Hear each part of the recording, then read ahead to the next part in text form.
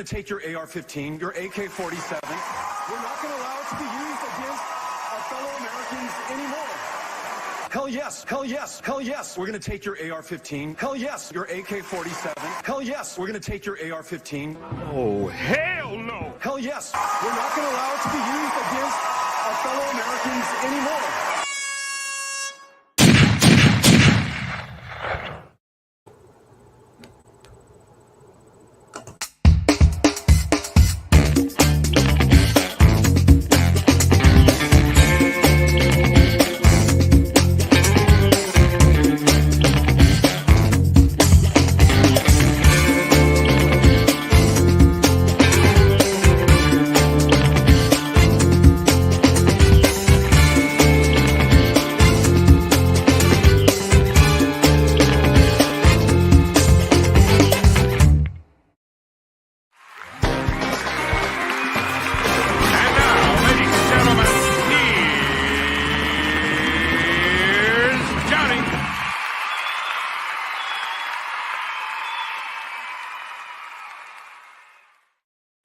Hey everyone, welcome back to the Prepared Mind channel. Wow, we haven't talked since the Friday free-for-all. 2 whole days and a ton of stuff has happened. Hey, welcome back to the Prepared Mind channel. Sunday Night Live, we're here, folks. It's the Zoo live.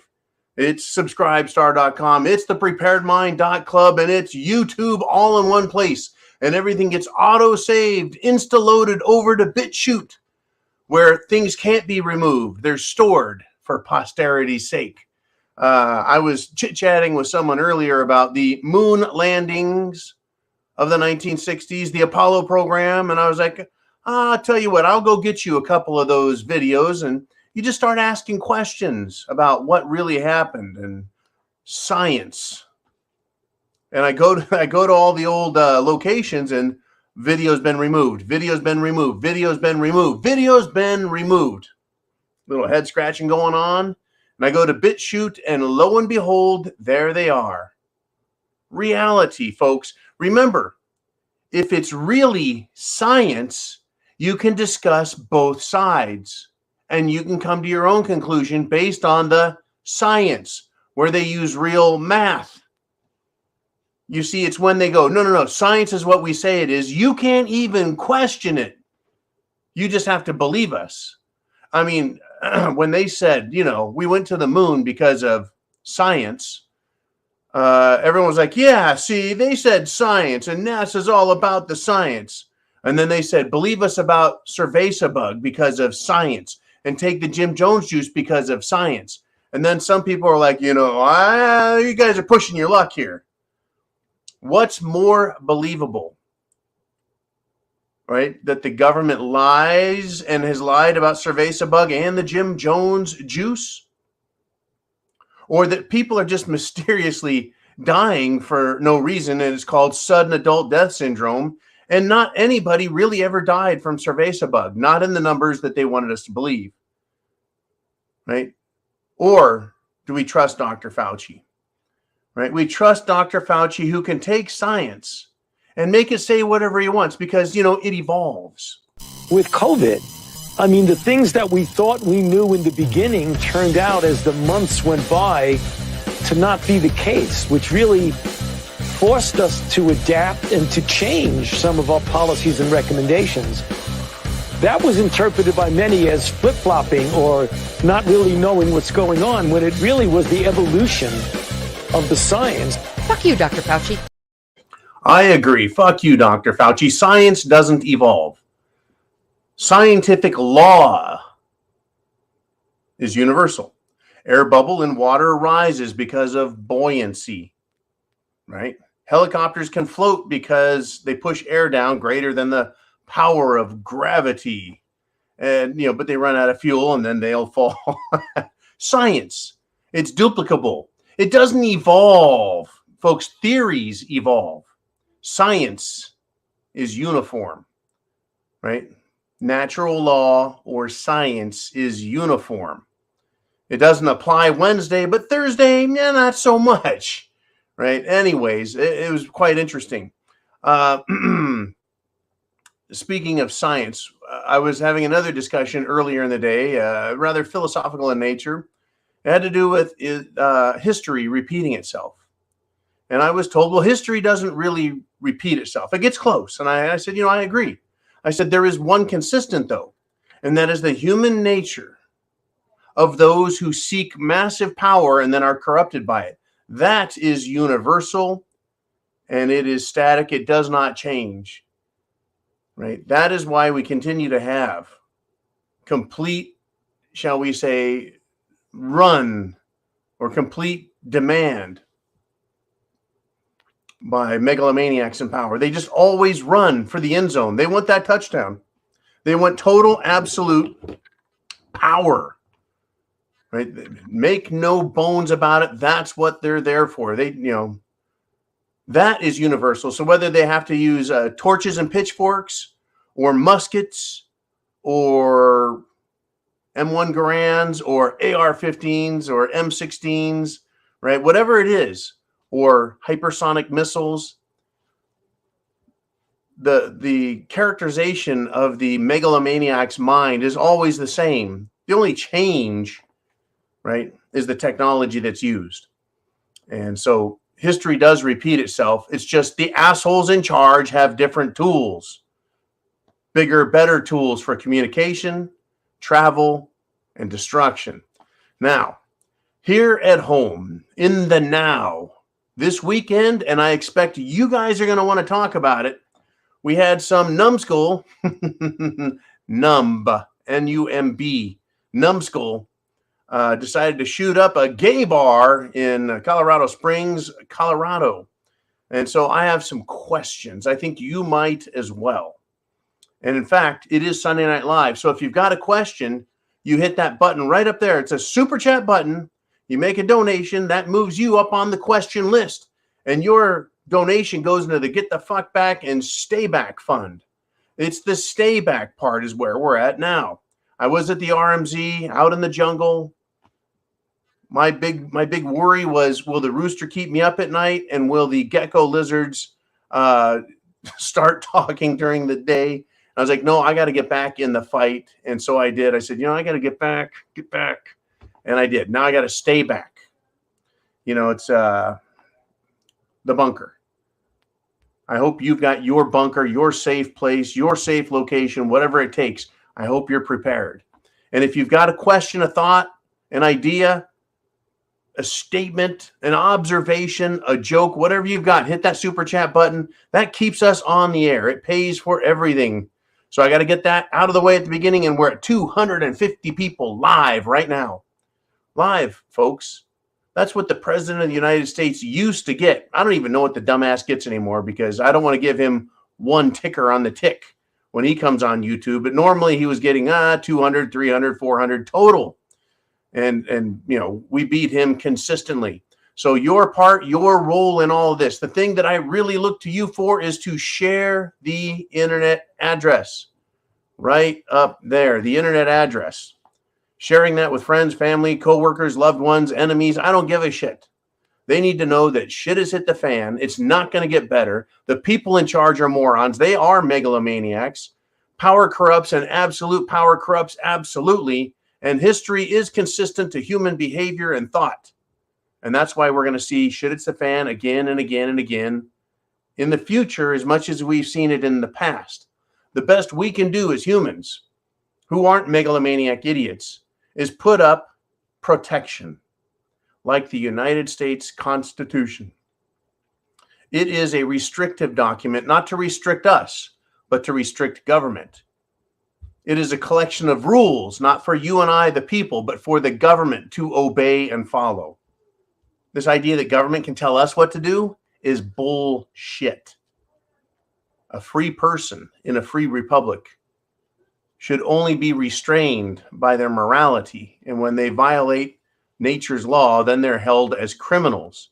But to tell you what to do on a day-to-day basis, short of committing a crime, which is to damage a person or their property, beyond that, the government should have no say in anything we do. Woo! Anyways, enough on that. Enough on that, folks. Joe Biden is one of these megalomaniac, run for the end zone, I've got power, right? I'm going to take it all. He says, we need an assault weapons ban because of the deadly mass shooting that occurred at a gay nightclub, right? Now, the happy shooter did not use an assault rifle or an assault weapon, not by my reading of the story. I believe the term was there were guns and one was a long gun. The term long gun is typically used to refer to a hunting rifle. Hunting rifles can be single shot or they can be 3-shot magazine, right? One in the chamber and two in the magazine. But you know, what do I know? I'm not as brilliant as Joe Biden. But yeah, because it was a nightclub mass shooting of homosexuals, we should ban assault weapons, even though none were used. That's about as brilliant as saying, you know, there was a car wreck today, so we need to outlaw airplanes. You know, that makes about as much sense as, you know, mush for brains Biden.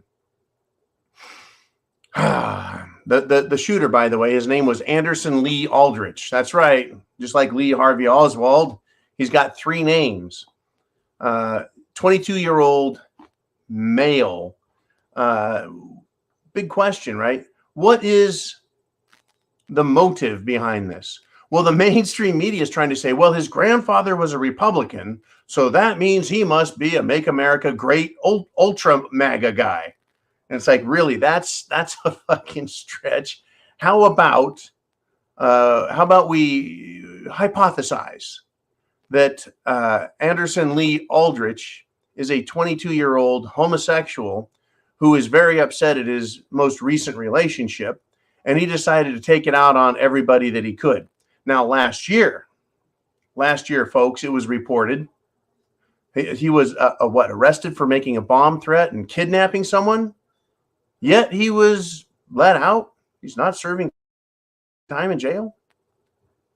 I guess Democrat rules and the way they handle criminals just allows for more criminal behavior.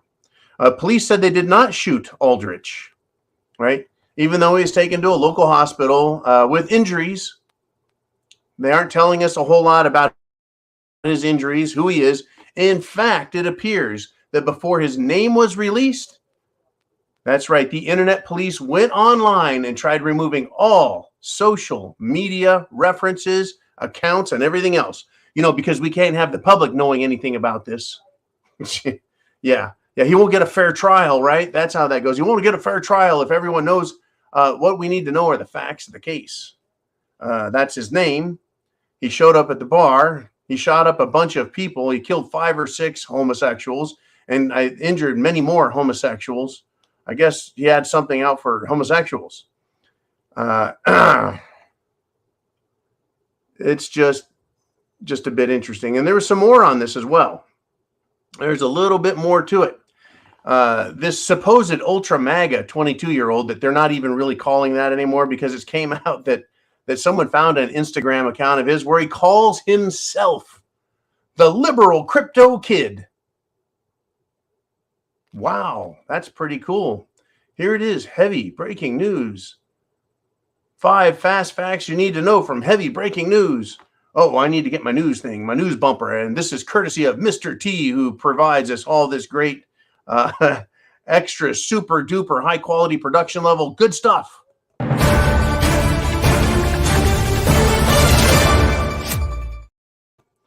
That's right. We can look just like a newsroom, but this isn't news. This is the most cynical satire that I think I can muster.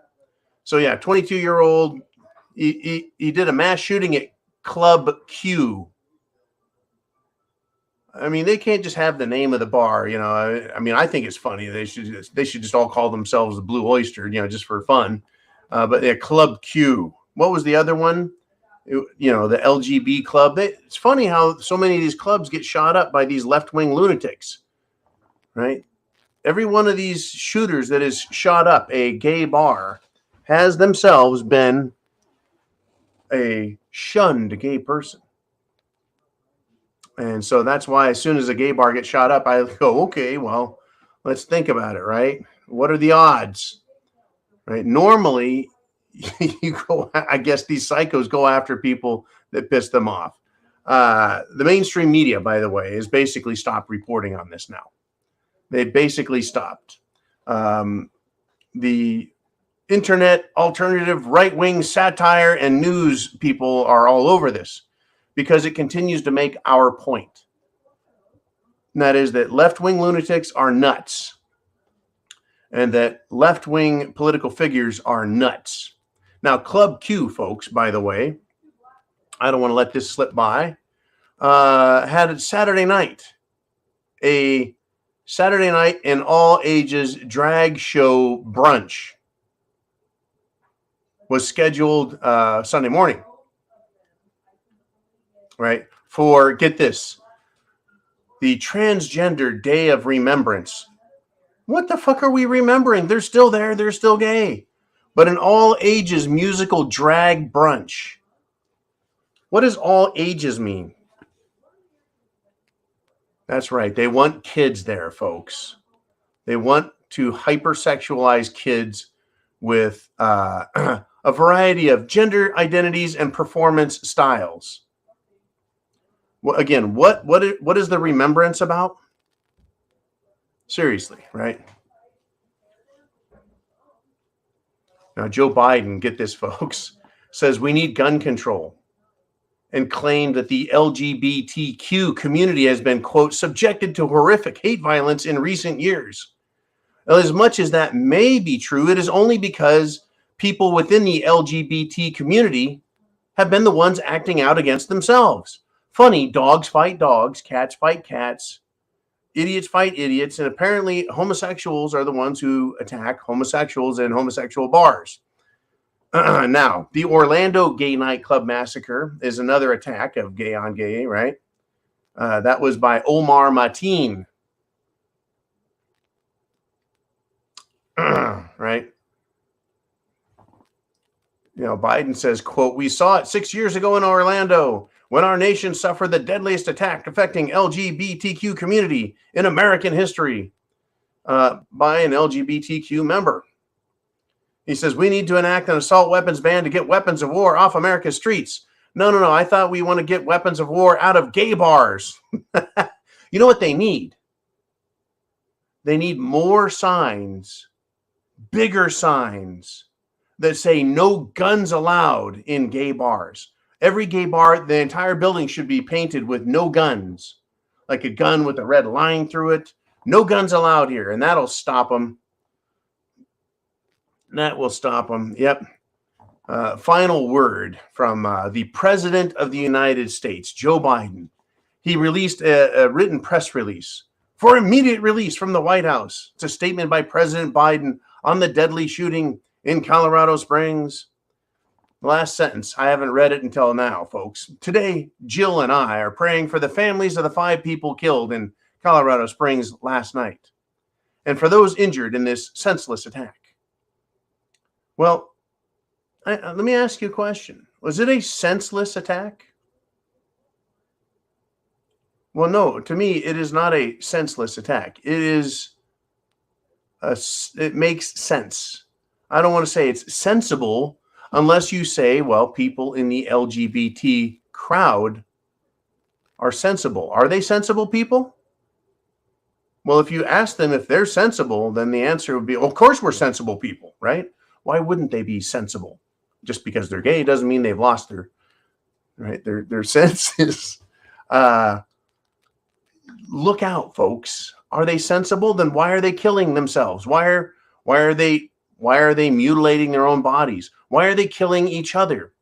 It seems to me that the LGBTQ crowd needs more than just a few moments of reflection on what they are, who they are, and what the fuck they're doing. Very crazy stuff. Okay, I'll get off of this horse, I'll tell you what, and let's do this. Let us do what we do every Sunday. We get to the super chat donations, and we've got Darcy T, who comes in with her $50 super chat donation. She says, happy Thanksgiving to you and the Prepared Mind family. Thank you, Darcy, and happy Thanksgiving to you and yours and your family. And also, folks, a happy Thanksgiving to everyone this week. I will be taking Thursday, Thanksgiving Day off. Yes, I will.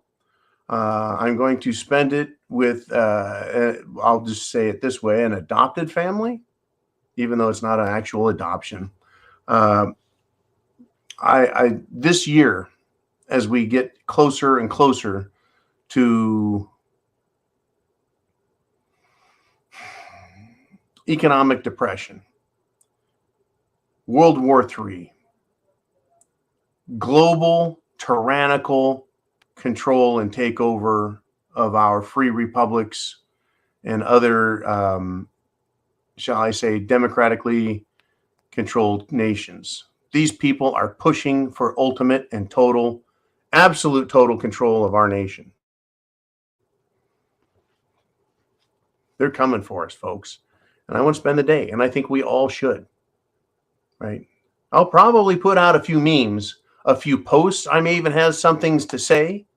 Maybe I'll do some quick bursts if some news stories come out that I think might require a little extra revelation. And I'm pretty sure that's what's going to happen. But yes, happy Thanksgiving to you all. And then, of course, we will be broadcasting Monday, Tuesday, Wednesday. And I'll be back, of course, for Sunday Night Live next week as well. But yeah, as we get into the holidays, it's really kind of odd. You start to go, wait a minute. I remember when the holidays, there was no shit it's the fan in it. We actually gave thanks for being Americans and for being free, et cetera, et cetera. And by the way, we're up over 400 people live right now within the first half hour, which is incredible. Folks, it's not how many people have checked in and left. It's how many people are live right now. You are making a difference. You truly are. You are making a huge difference by helping wake people up, helping them see what's going on. And when I talked about these scumbags wanting to take over the world, I've got this right here. France's elected leader, Emmanuel Macron, was at the APEC summit. And he said, quote, "We need a single world order." Let me repeat what Emmanuel Macron, the French globalist piece of shit leader, said. Quote, "We need a single world order." That is a call for no national boundaries, no independent individual national sovereignty, and a world unelected dictatorship. The New World Order. It's been discussed for decades. It really found prominence coming from the lips of President George H.W. Bush back in 1988. Unbelievable. Folks, unbelievable. Over 30 years, we've been hearing it directly. We heard it from Senator McCain. We heard it from Joe Biden when he was running with Obama, discussing the New World Order. Right? Just like they said, oh, there's no Great Reset. That's all conspiracy theory, even though there are books on the Great Reset by the World Economic Forum. These are the people, folks, the World Economic Forum. They are the Davos gang. I call them the Davos douches. They're the same people, folks, the world super rich who showed up at the Bilderberg meetings for the last 70 freaking years. Pretty sure it's 70. But only in the last 35 years has it really come to the attention of the world's population that there was a secret meeting of the ultra, uber, super duper wealthy and world leaders.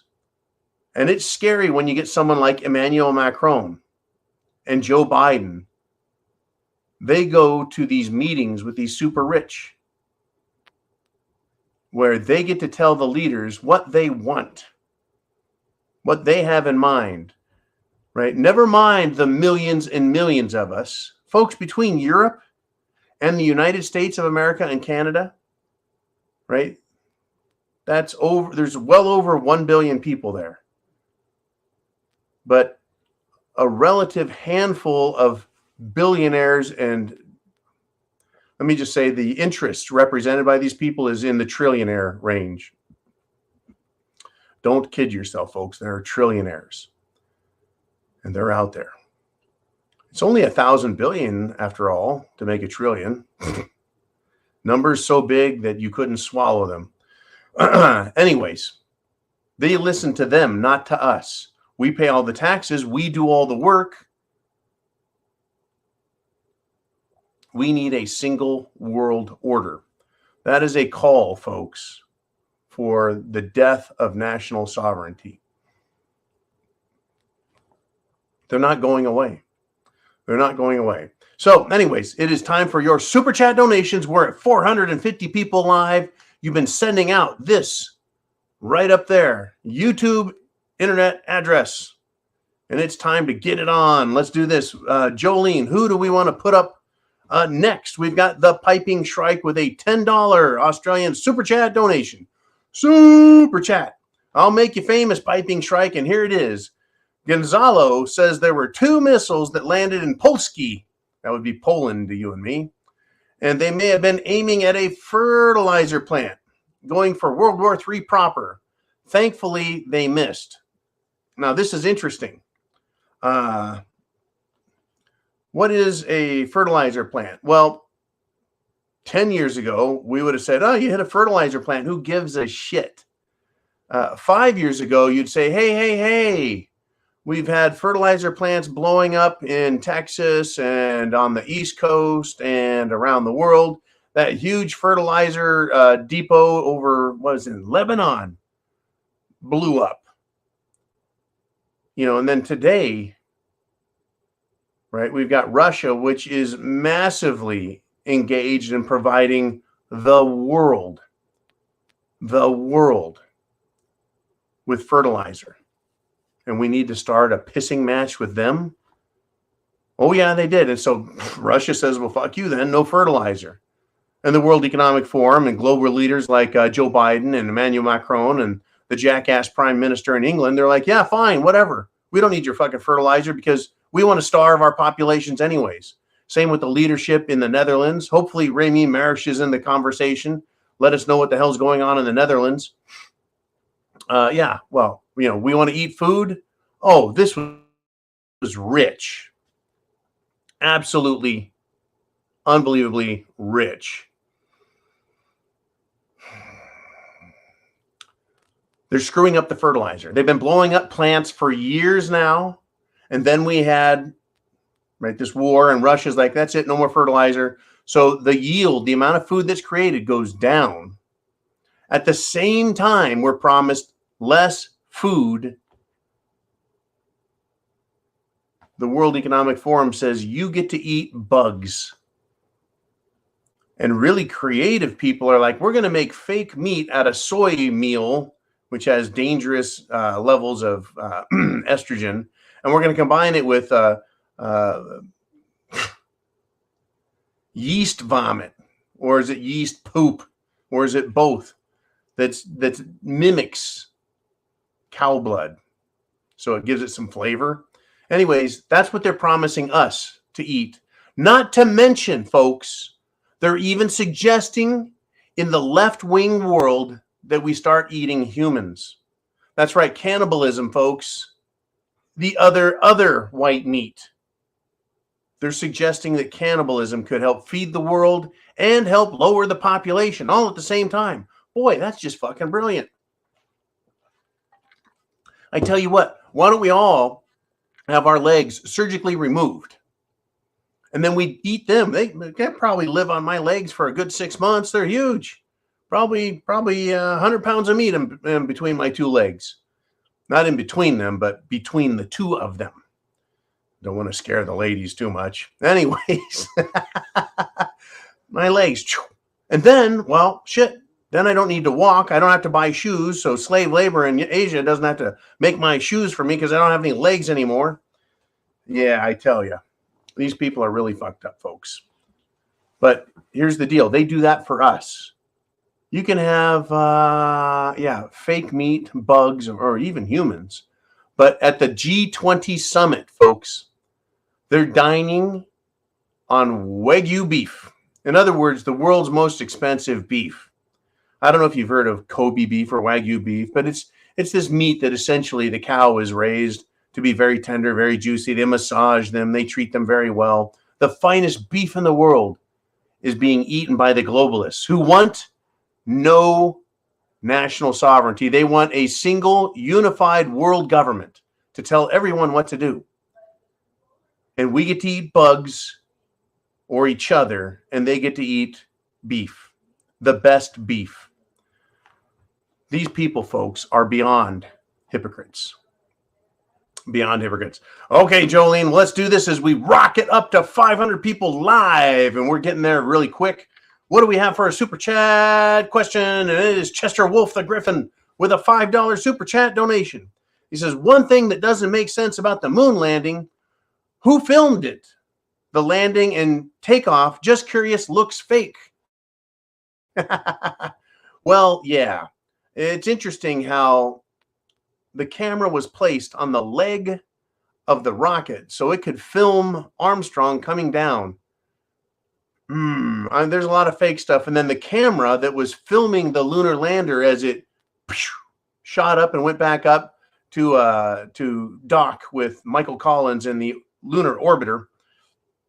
There's a lot about the lunar shit show, the Apollo missions, as well as Gemini, as well as Mercury, that just didn't make sense. Number one, the fuel that was supposedly used in the lunar lander, when it oxidizes, it turns into a reddish purpley smoke. In the video footage, there's no smoke. Additionally, there's no blast crater under the lunar lander from when it landed or took off. There was no incredible dust cloud that was blown up, which there should have been. Even if it landed very quickly, there should have been a huge crater dug out from underneath it because of 10,000 pounds of rocket thrust being just a few feet from the surface. Let me say that again, 10,000 pounds of rocket thrust just a few feet away from the surface. Right? And we saw those beautiful footprints, right? The footprint of the astronaut's foot in the soil on the moon. And there's no way that dust could have made that footprint unless it had moisture in it to help the particles stick together, right? It's like when you step on the beach sand, all the water drains through, right? So it's very dry, and you step on it, and the cleats of your shoe don't show in the dirt when you step away, move away, right? It's just sand. It just kind of fills back in. You can see that there was a splash from the footprint, but on the moon, it's a perfect imprint of the sole of the boot, right? Kind of like when you step in some soft, moist dirt, it compacts it and looks just like the bottom of your shoe.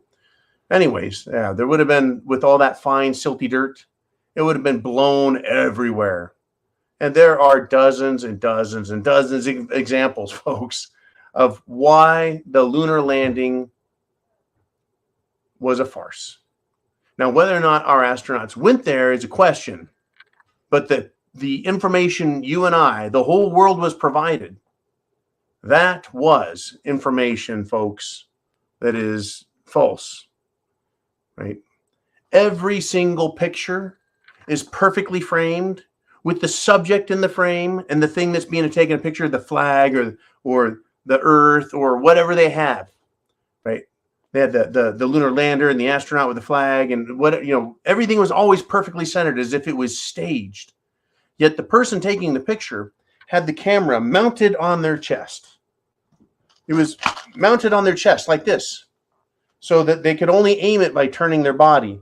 And they couldn't look down because they had a huge helmet in front of them, and the helmet couldn't bend down like your head, right? The uniform was stiff, so there's no way they could look down into a viewfinder, and the camera had no viewfinder. You know how when you hold up an old-fashioned camera, you get to look through the little hole and see what you're taking a picture of. They didn't have a viewfinder on the camera, and on top of that, the camera, right, they couldn't see it if there was a viewfinder, but they always took perfect pictures.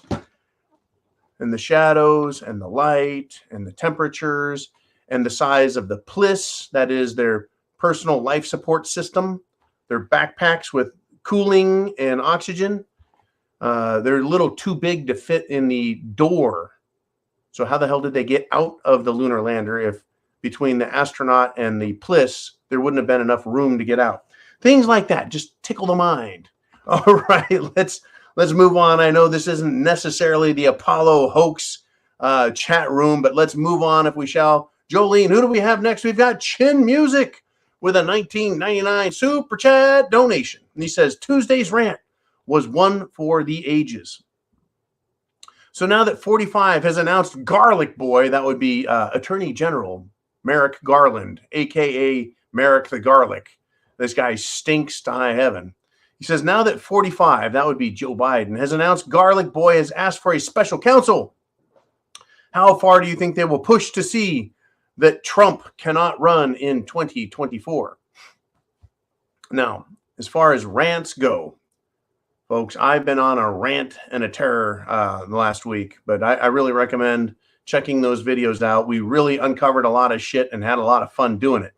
Now, how far will the Democrats push this special prosecutor now, or special counsel? We've been told, or it's been reported, that certain Republicans are saying, hey, we're not gonna put any funding out for this. We're not going to pay for this. Well, I don't know if that's in the purview of Congress to stop the Attorney General. I think the Attorney General's office and the Department of Justice, the FBI, and the President of the United States himself are going to do everything they can to disqualify President Trump. That's been the whole point and purpose, folks, by the way. That's been the whole point and purpose of the January 6th proceedings the last 2 years, is trying to get enough evidence to say that Trump has committed insurrection. Not so they can jail him, even though they would love to see him perp walked as much as we'd love to see Hillary put in an orange jumpsuit and bitch slapped for about an hour. But they want Trump disqualified so he can no longer run. Now, just this weekend, Shifty Adam, bug-eyed, boy, my butt hurts, Schiff. Adam Schiff, representative out of California, fruitcake Democrat. He said that there's enough evidence for a criminal referral against President Trump. That's what he says. And he says a whole lot of other stupid shit besides. But here we are. Folks, that's what they want. How far, Chin Music says, how far do you think they will push to see this? They will push all the way. The reason I say that is because of Adam Schiff and his absolute abject stupidity since Trump was president, back into the Trump presidency.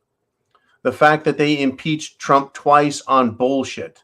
And the second time the bullshit was so bad that it made bullshit go, man, that stinks. They're going to go all the way. That's how much they hate Trump. That's how much they fear Trump. And I know, folks, that a lot of us love Trump, and I know a lot of us don't love Trump here in the Republican world. I don't think he's the end all, the beginning and end, the alpha and omega of Republicanism. But he is darn good at one thing, and that's pissing off the Democrats. He has pushed them so hard that they have pushed so far to the political left, right, that they've exposed themselves. I think that they really don't like him. He's being used, folks, the same way we use Adam Schiff to demonstrate the lunacy of the left, or using Eric Swallowswell to illustrate the lunacy of the left, or Joe Biden, or Fetterman, or Obama, or Michelle Obama, or any of the other Democrats. 90 Proof Nancy, drunk off her ass. We use them to demonstrate the lunacy of these fucking people.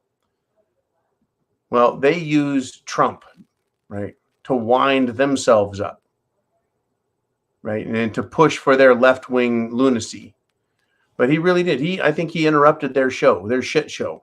And we got 4 years of an attempt to make America normal again, if not great.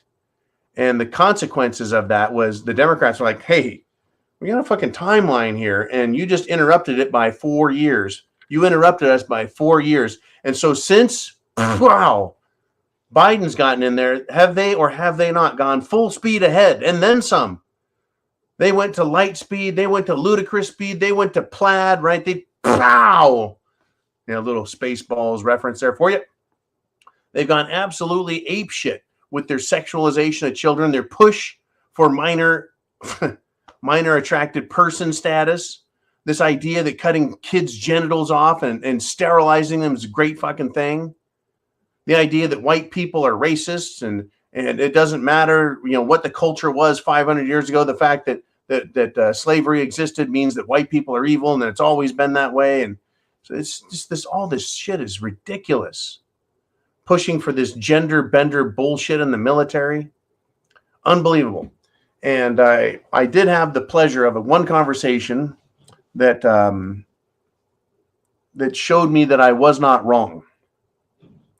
I was not wrong when I said, look, the people that go into the military, these young people, they do it because they love their country and they love their countrymen, they love their families, right? A lot of these young people go in with the same notions that I went into the Marine Corps with, and that is to protect their family, protect America, and not to serve some evil government organization.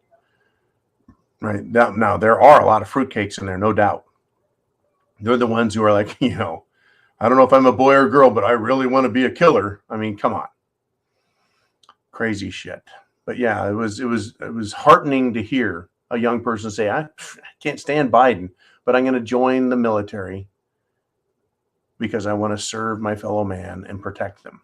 And that really is a young male attitude, right? That's why the military works so well, or it used to. And of course, now it's being polluted with these, shall I say, perverted fruitcakes. We're pushing their agenda on the rest of the world. Okay, let's do this. Let's do some more super chat donations. We're at 521 people live. Hey, what was that? It is Mr. Skylight with a $49.99 super chat donation. And he's got a great Mark Twain quote. Mark Twain said, "It ain't what you know that gets you in trouble. It's what you know for sure that just ain't so." Now, interesting, Mr. Skylight, when I was going through looking for the moon landing hoax videos, or you could say the documentary evidence that what we were told just wasn't true. That sounds a little different than saying moon landing hoax or moon landing conspiracy, but to say documentary evidence that we were told great lies about the space program from the 1960s.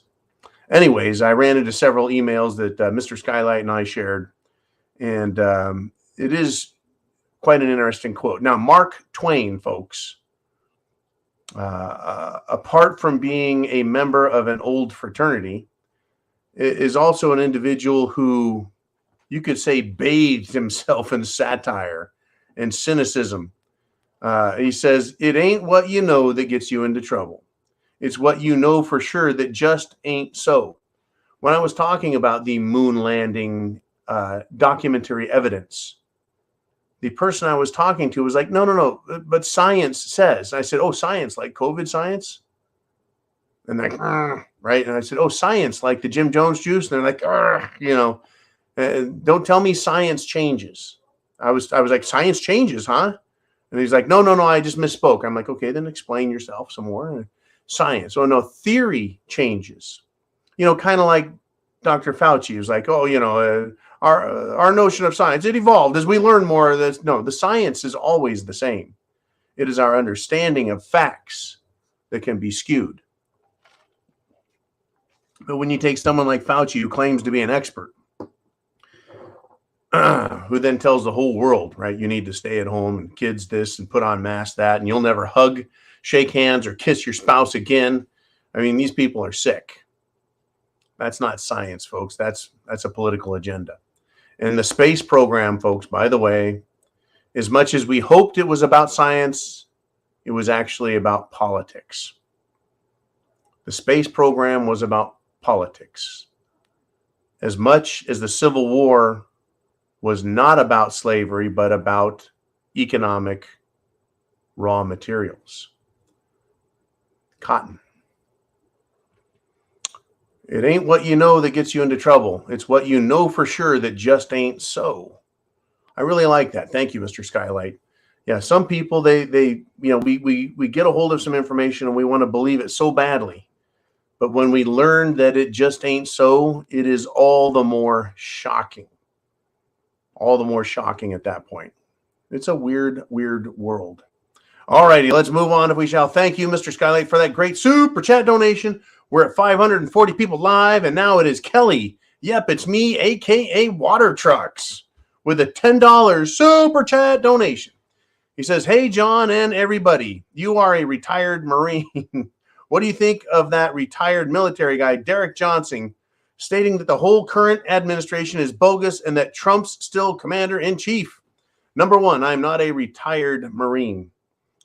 Retired from the military refers to someone who has done 20 or 25 years and they've got a retirement. But I just want to make that clarification.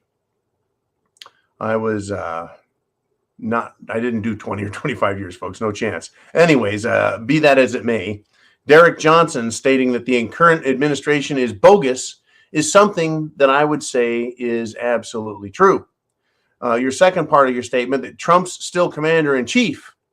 As far as I'm concerned, based on the information that I saw back in 2020, I tend to agree with that statement in principle. But de facto, Joe Biden is the acting president. De facto. Of fact. The fact of the matter is the guy who sometimes is in the White House, sometimes is in a television studio that looks like the White House, and sometimes is nowhere near the White House, like half the fucking time he's in Delaware. That is Joe Biden, and he is the de facto president of the United States. Regardless that I think that someone whose last name starts with T probably won the Nintendo game back in 2020. Notice all the cool code words I use. And the current administration is bogus. It's bogus. It's bogus. It's bullshit. Everything they do is bullshit. Everything he proposes is unconstitutional. Whether we're talking about gun control or forgiving student loans. Right? The justification for going to war with Russia is bogus. It's bullshit. When they deny that the Biden regime and family is not engaged in anything illegal and that that's a conspiracy theory, that is bullshit. Bogus. Everything about the Biden administration and the Democrat Party is bogus. Half the Republicans in Washington are a bunch of lying hacks, a bunch of rhino Republicans. They're part of what's known now popularly as the Uniparty. That is to say, they are pushing for this globalist state. The globalist state, which Emmanuel Macron for France calls a single world order. Just the fact that they use the term world order, single world order, new world order, dictator world order, slavery world order, the fuck you world order. We know what they're talking about. We know what they're talking about. Now, back to gun control. I did say, this idea that Joe Biden, right, wants to say no more assault weapons because some homos died. Right. Well, in Oregon, they passed their Measure 11, I think it was called, which was going to make it very restrictive, very difficult. They're going to have magazine restrictions. Once again, folks, stupidity on their part. But the response from the people, apart from saying the fuck you will and challenging it in court instantly, gun sales skyrocket. Gun sales have skyrocketed because Oregon passed their gun rights restrictions. In other words, the people are like, you know what? If you think you're going to take away our ammunition, our magazines, our guns, we're going to buy extra. Fuck you. It's a great way to say fuck you to the government. Once again, the Constitution, folks, is in place to restrict the government to specific duties, which have nothing to do with telling me what to do on an everyday basis. The Second Amendment in every state constitution has to do with guns, the right to self-defense and protecting the state. It doesn't say anything about the government has the right. It says the government shall not have anything to do with it, shall not infringe upon. Now, when the Constitution says the right of the people, meaning both collectively and individually, to keep and bear arms shall not be infringed, right? A well-regulated militia, et cetera, right? Well-regulated, well-trained, right? Well-practiced militia. Militia being reference to the people, right? The people. And shall not be infringed. It's telling the government, you shall not infringe this. You can't get close. You can't touch it, right? MC Hammer's like, yeah, man, you can't touch this. These idiots. And so the response is always the correct one. Go buy more guns, ammunition, magazines, etc. And then start waving a flag that says, why don't you fucking try and take it, you dumb bastards. America poses an incredible problem for this global world order. This unified world order, right? However they want to phrase it, right? Single world order. What they're proposing, the death of all law and order and culture and tradition, they couldn't be more grotesquely fucked in the head than to propose such a thing, but that's exactly what they do. And standing in the way, folks, of that is the United States of America, not Washington, D.C., the government. Oh, they would open the fucking door for them if they had the authority to do so, but they don't. Because all rights not granted to the government, right, according to the 10th Amendment, are reserved to the people and the states respectively. In other words, if we didn't tell the federal government that's your job, then it ain't your job, and you can't just assume that's your job. You can't sell America and us, the people, down the river, and we have guns to say, no, thank you, if they were to try it, right? This one world order, single world order, global world order, douchebag world order that they want to put in charge, they're going to have a hell of a time controlling America. Now, I know most gun owners don't want this. I know that most gun owners are not thrilled by the prospect of having to shoot communists. I know that many gun owners would just be like, okay, take my guns. I don't want any part of this. Or would they change their mind, folks? I want you to think about this. Right? When your football team loses, you're pretty unhappy, right? You're like, dang, we hate that other team, whoever that other team is. And we just hit 600 people live. Hate that other team. Right? And you get all mad. When 9/11 happened, it didn't matter what George W. Bush said as president. None of that shit mattered. We were pissed off. We wanted some fucking payback, right? You know, show us these fucking terrorists that did this.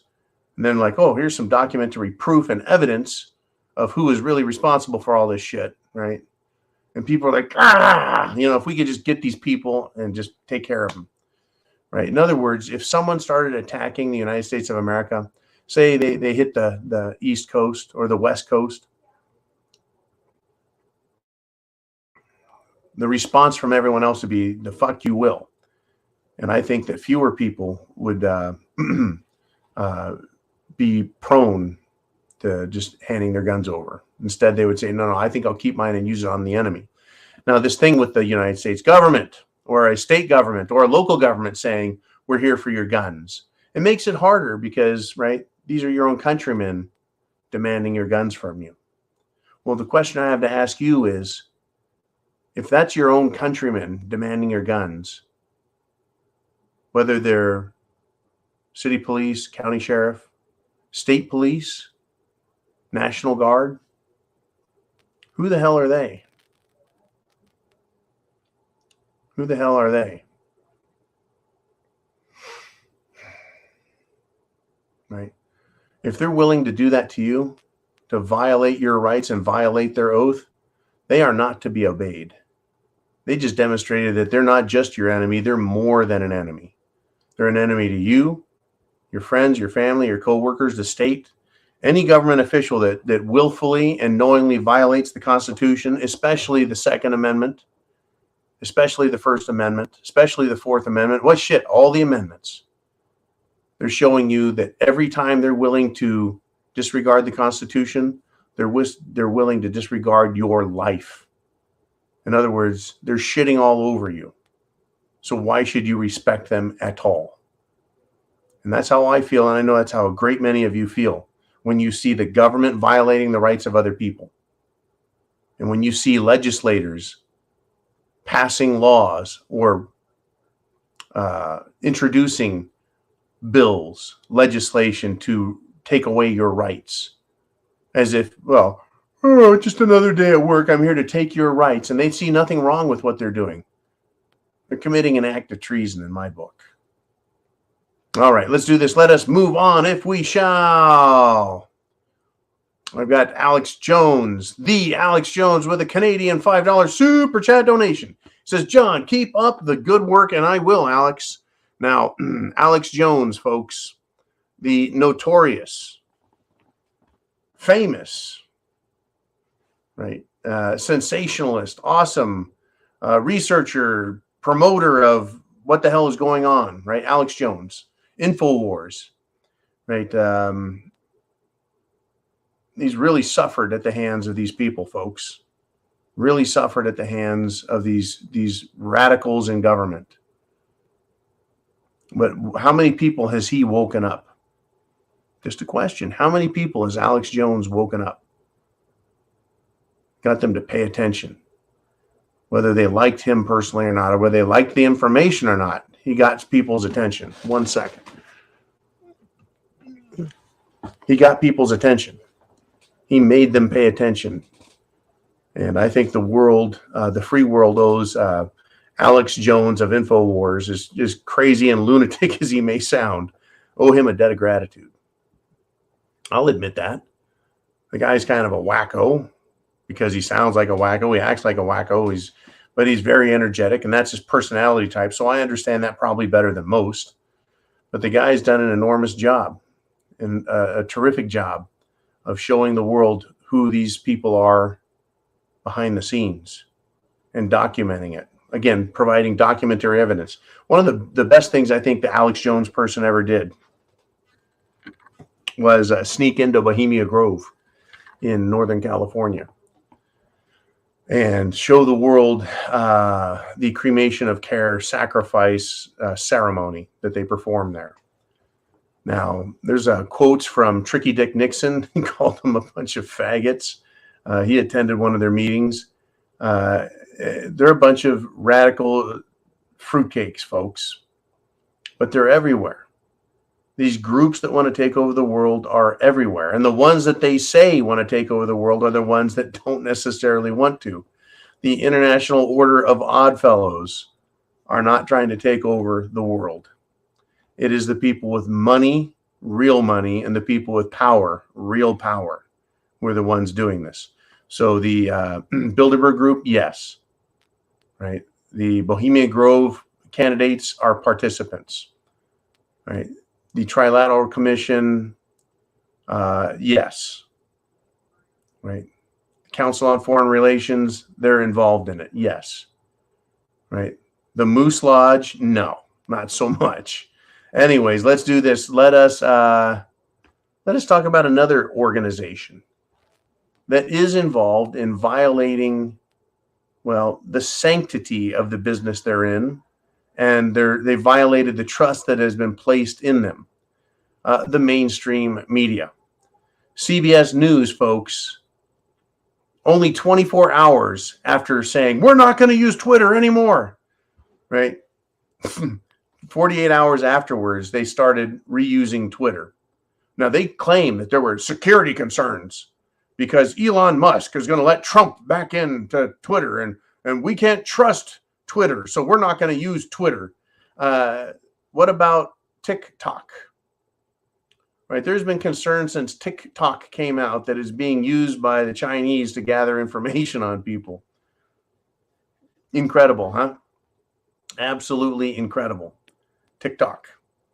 All these other apps programs, websites, Instagram.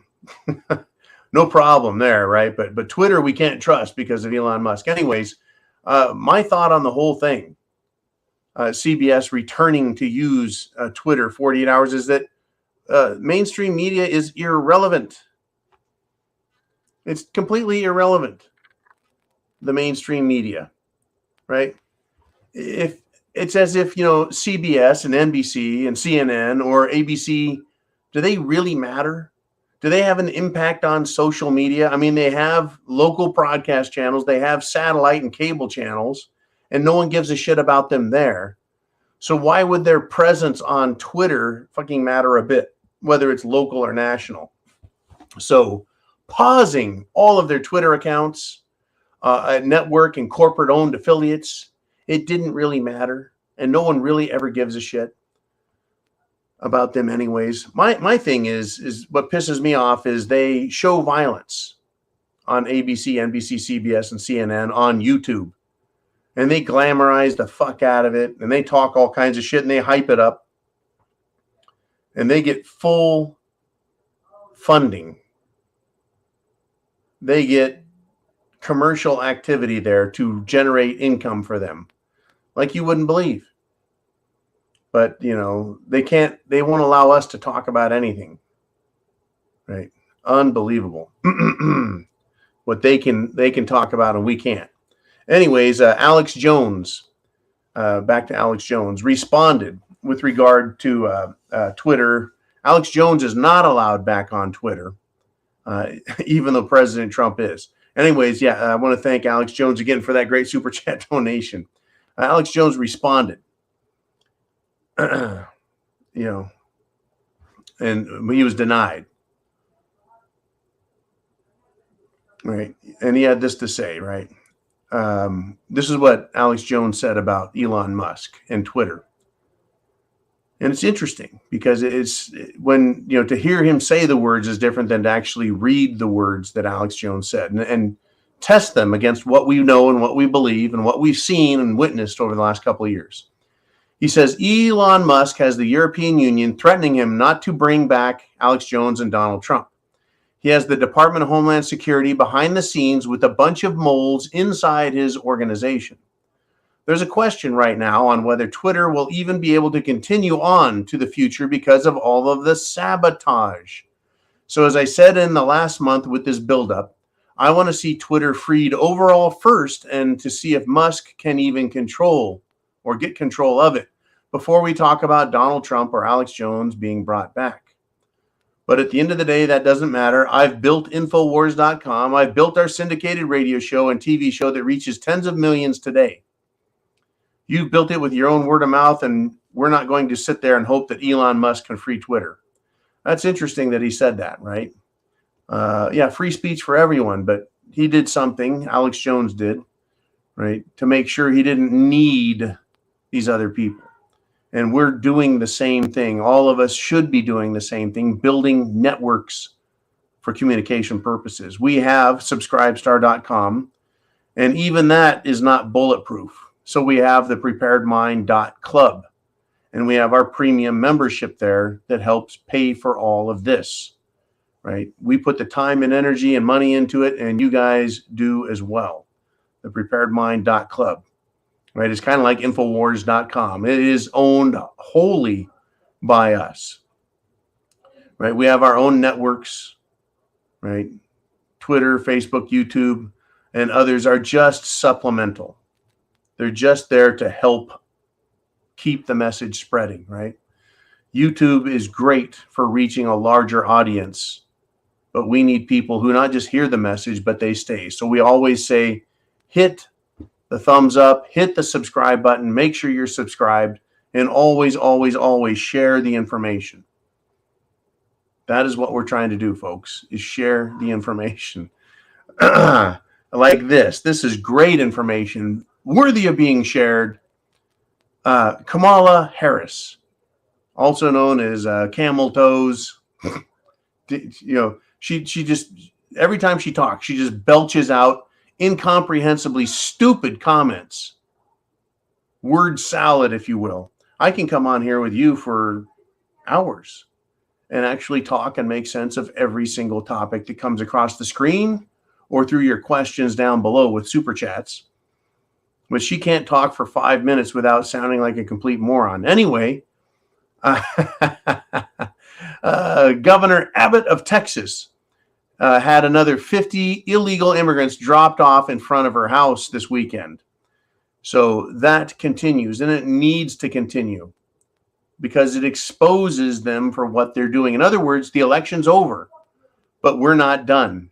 The election's over, and we have just begun to fight back against these people. Don't quit. Don't give up hope. Don't go away. Folks, we got to keep fighting. It's a moral imperative, if you will. It's a moral imperative. It would be so easy for me, folks, right now to be in bed and be asleep so that I can wake up at whatever the fuck time I get up tomorrow, 2 o'clock, 3 in the morning. But it's a moral imperative that I come here and talk with you guys. And I really appreciate the opportunity to get the stories out, get my cynical perspective out, and that we all get to share that information with each other. Right? There's so much going on that it's so hard to keep track, and that's why I feel dedicated to this job. Right? There's a lot to talk about. And you guys on Sunday Night Live, you get to ask the questions. All you have to do is hit the super chat button. Pow! It comes back to Jolene, and we've got us a show. We've got your comments. It's not just about me. It's about what you guys think. So let's do this. Let's see what you guys are thinking about, what you want to talk about. Jolene, who do we have next? It's Alex Jones again with another Canadian $5 super chat donation. He says, you don't need to ban guns. They will make ammo scarce. Well, let's examine that if we shall. We can look at current events and historical events.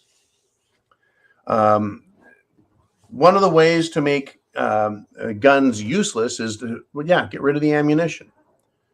Now, they tried years ago to tax ammunition, put a huge tax on ammunition as a way to make the people pay for all the damage and destruction that's caused by, guns. Well, that law was struck down because it interfered with the right of the people to exercise a right. In other words, shall not be infringed includes the notion or idea that by making our lives more difficult or making the exercise of a right more difficult, that is an unconstitutional act in and of itself. So making ammo so expensive you can't afford it, well, that's a violation of the Constitution. It's unconstitutional. It's against the real law. The idea of making it scarce. Right now, the Biden administration is doing all they can to make ammunition more scarce or more difficult to obtain, or he's doing all he can to make the price higher. Number one, I don't believe we're importing any ammunition that's manufactured in Russia. Right? So let's not get ammunition from Russia or China. And so, whoops, what is made is being made domestically, and therefore it's more expensive. There's less competition, less supply. Then it's more scarce, I guess we could say, Alex Jones. Now, coming from Canada, I know that they have some issues in Canada. They don't have the same rights we have, even though we're both common law derived nations. But making ammo scarce. I believe that President Trump told Lake City, produces the military ammunition, right, that everything they produce has to be kept in the military. Once again, an effort to make it scarce. And there's a few ammunition manufacturers that have huge government contracts. And they believe that if they piss the government off, they'll lose those contracts. And so they kiss the government's ass. And they have a pro-government, shall we say, bent on everything. Well, like every business, you either serve the people and serve the government as just another customer, or you treat the government like they're gods, and then the people will ultimately abandon you. Yes, they're going to try and make ammo more scarce, but in a free country, right, there should be a response to that. If there's a huge demand for a product that is legal to make, then somebody will find a way to make it. And that's what I am hoping that Americans will continue to do. Over the last, shall we say, 20 years, many new ammo manufacturers have come online, right? If we can make Ford or Chevrolet, if the government can demand that Ford or Chevrolet start making hospital ventilators, and they can truly start producing them within weeks, we're supposed to believe that story, right? Remember the COVID thing? Oh my God, the hospitals need more ventilators. And Ford and Chevy started making them. Boy, that's pretty fast, huh? Go from making an automobile to making a piece of medical equipment, same production line, makes sense to me. Not really. But let's just use that as, shall we say, supporting evidence for the idea that a company can turn around and start making ammunition very quickly. Right? The raw materials for it are pretty simple. Brass, lead, copper, primers, and nitrocellulose. Not so hard, right? Not so hard. So ammo scarcity should not be a problem in a free society. If we get ammo scarcity, Alex Jones, then that means we have bigger problems. Anyways, it is a great topic. I appreciate you bringing that one up. It's one that we need to continue to keep an eye on as government continues to demand, folks.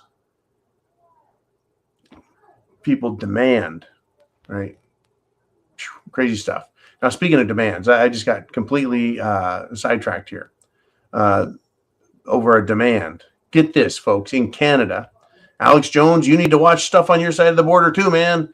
There's a Canadian doctor who came out and stated that the College of Physicians and Surgeons of Ontario, right? Guess what they're doing?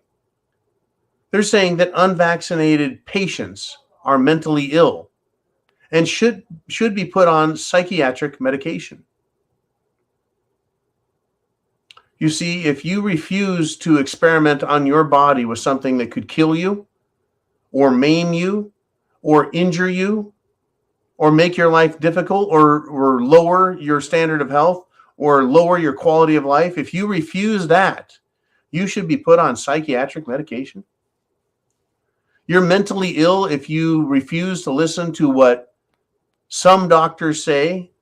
Well, I would like to go, say this. Hey, you know what? I'm not listening to you, doctor. I'm listening to that other doctor over there.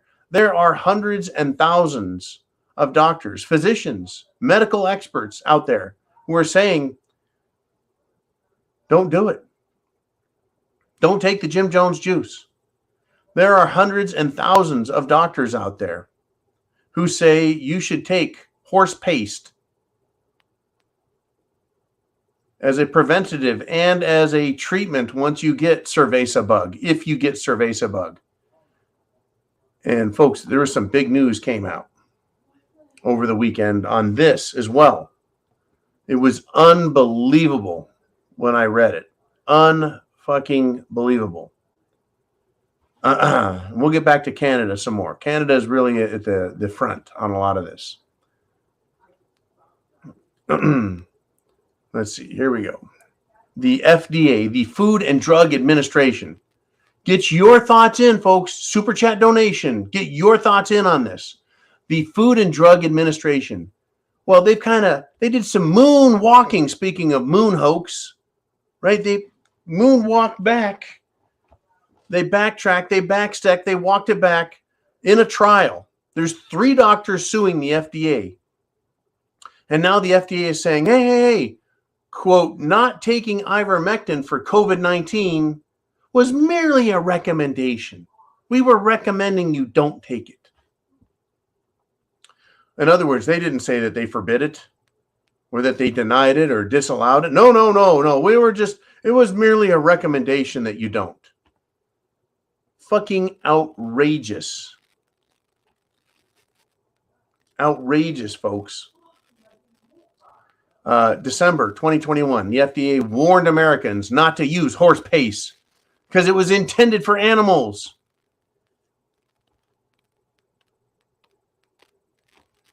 Right? Now, that was a statement made in 2021, but in 2015, the FDA recommended that African migrants take horse paste And the drug was praised in several scientific journals for what it did, how it helped people with a lot of different illnesses that were related to, the same stuff, folks, right? The common cold, coronaviruses, other illnesses, right? 93 different scientific studies on horse paste that showed benefits in treating cerveza bug in its early stages.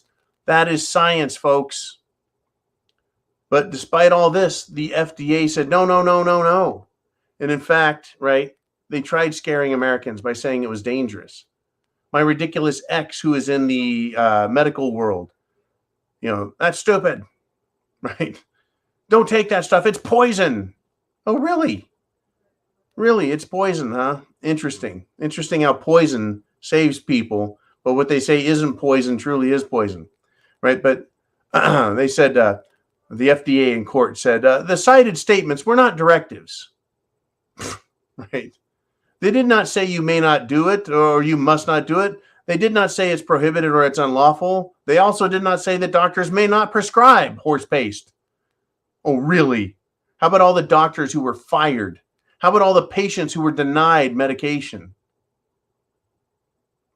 Right?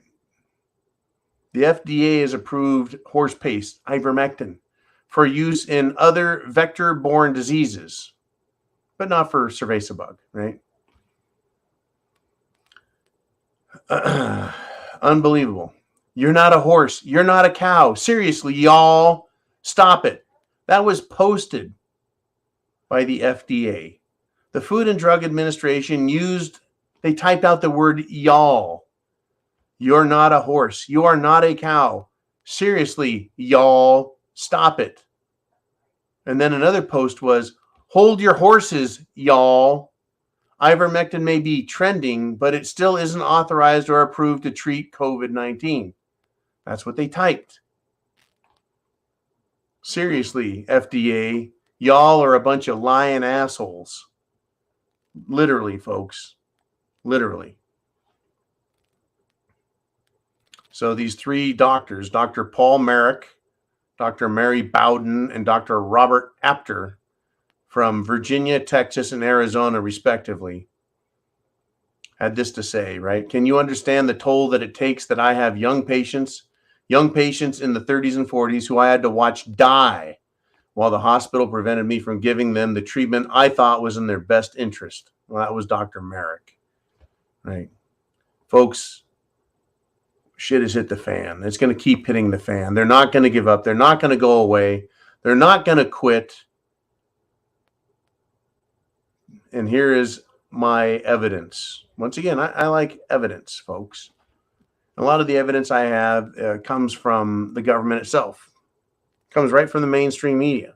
They provide me with all of the fodder to take them down and expose them as the liars, hypocrites, fools, and knaves that they are. Cerveza bug, not going away. Los Angeles, folks, is now, quote, strongly recommending masks because COVID cases are on the rise. Can you believe it? Can you freaking believe it? Well, I tell you what, I believe that they would do such a thing because they're a bunch of jackasses. All right, we got super chat donations right up here. You hit that super chat button, you get your question on here, and I will make you famous. Folks, we've done a great job. We got over 600 people live. Shit has hit the fan, folks. It is nasty. It is a freaking mess. Be sure and put on your mask. Jolene, who do we have next? We've got Mr. Trauma Boy with $20 super chat donation. He says, thank you, sir. Cheers. Well, by golly, if I get one of those $100 donations, I'll do a cheers with you. But yeah, cheers to you, sir. I really appreciate the support for the show. Mr. Trauma Boy, was he a nurse? Is Mr. Trauma Boy an EMT or a paramedic, firefighter, first responder of some sort? Anyways, I want to thank you and everyone for making this show successful. What is success, folks? Success is every time someone has their eyes opened. They are red-pilled, black-pilled, whatever pill you want to call it, whatever color, but they wake up. It's the wake-up pill. You've been woken up and you see the truth, right? You unlearn the lies and you see the truth and you learn the truth and you cannot go back. You can't unlearn a truth. You can unlearn a lie, but you can't unlearn a truth.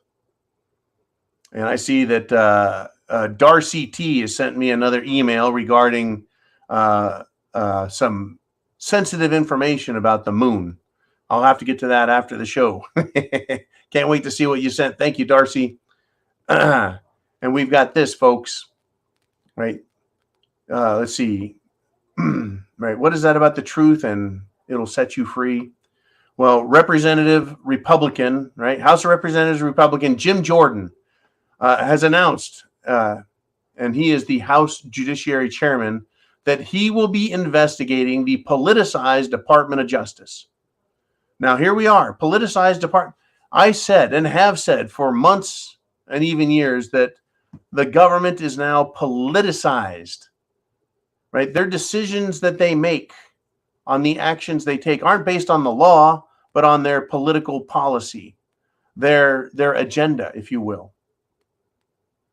And these actions that are taken by bureaucracies like the FBI, right, and the Internal Revenue Service, IRS, they're based on political decisions. We don't like that group.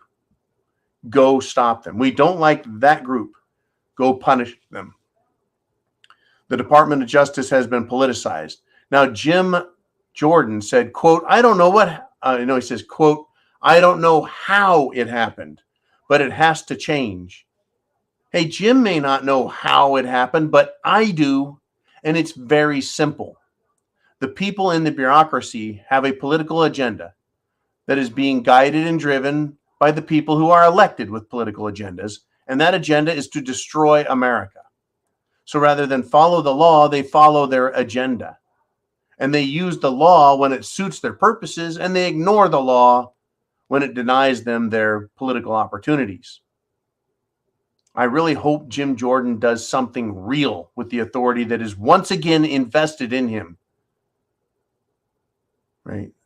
The House Judiciary Chairman, you need to call people in as witnesses.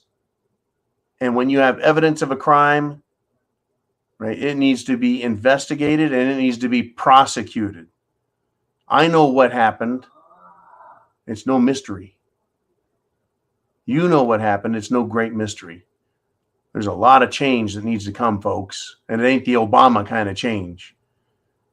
They either fix Washington, and I doubt they will get it fixed, or we're going to be in for a whole heap of trouble called Mad Max.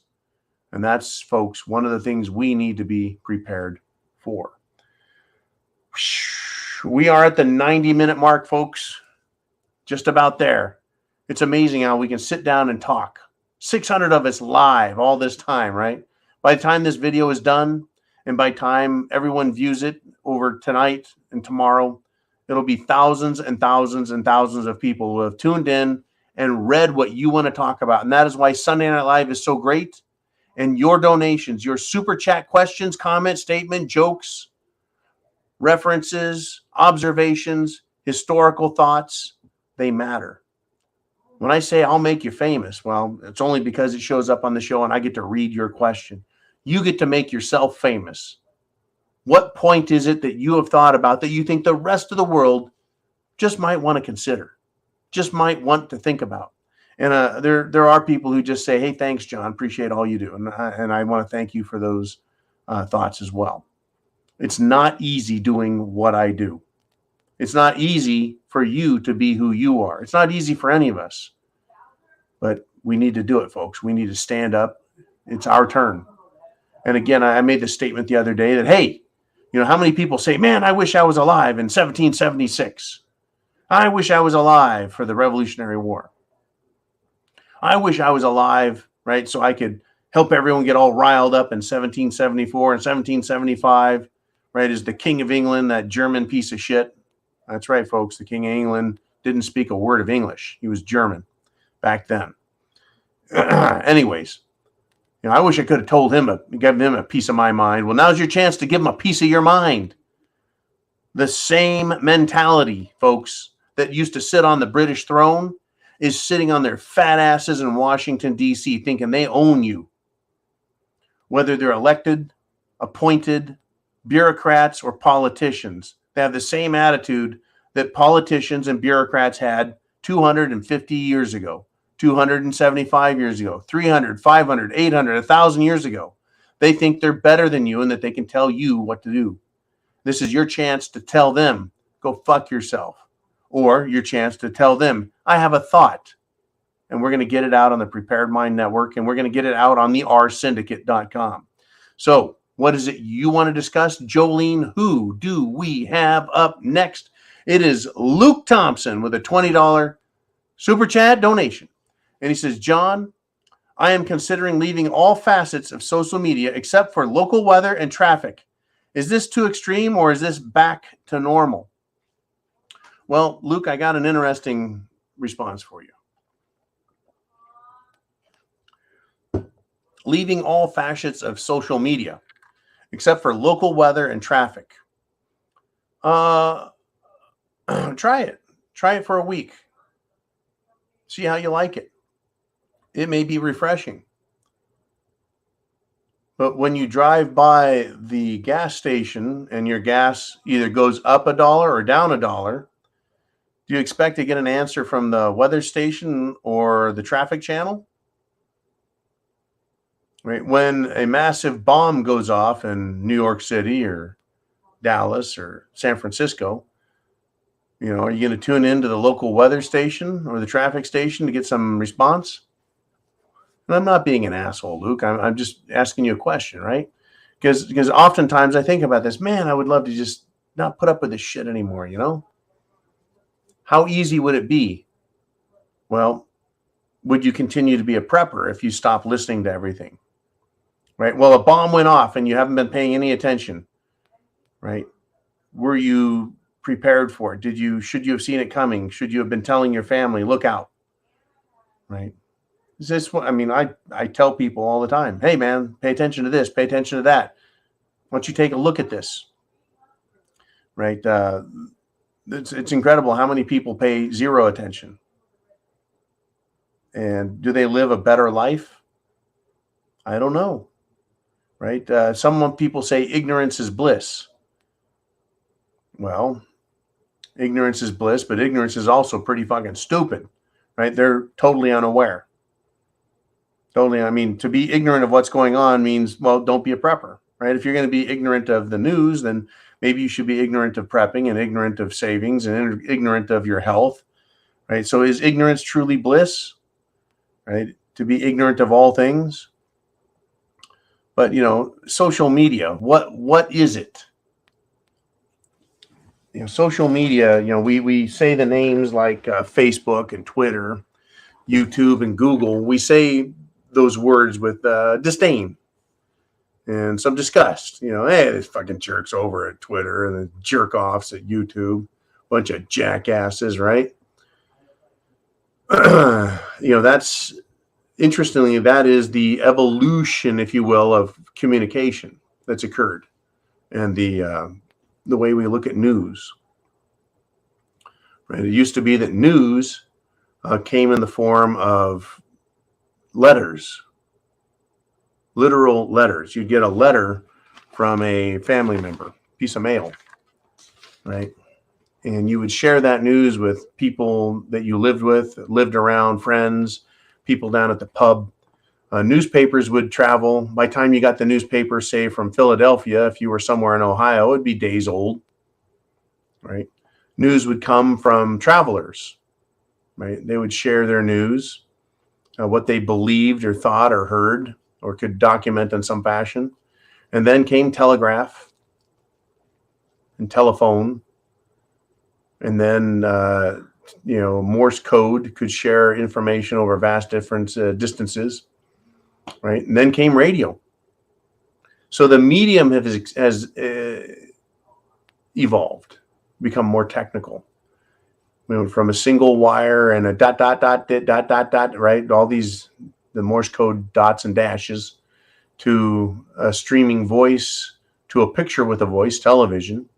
And that picture of the voice television being transmitted locally and then nationally and then internationally using satellites. And then we switched to internet. And something ingenious happened, Luke. That ingenious thing that occurred was we got to be our own news people. But it's not a new thing. Interestingly, Luke, we went right back to the beginning when we would get our news from a relative who sent a letter. But instead of a piece of paper called snail mail, we got email. We got instant messenger of some kind, whether it's instant messenger or Facebook Messenger or Signal Messenger or a text message. All of a sudden, we return to the point where you and I, we get to be the passers-on of news and perspective, and our opinions get to be intertwined in it. Social media, right, is the old system, but really with the volume turned way up. For those of you who are old enough to remember what a volume knob was versus, pushing a button on a remote. Yeah, we used to have knobs that you would turn. Anyways, back to social media.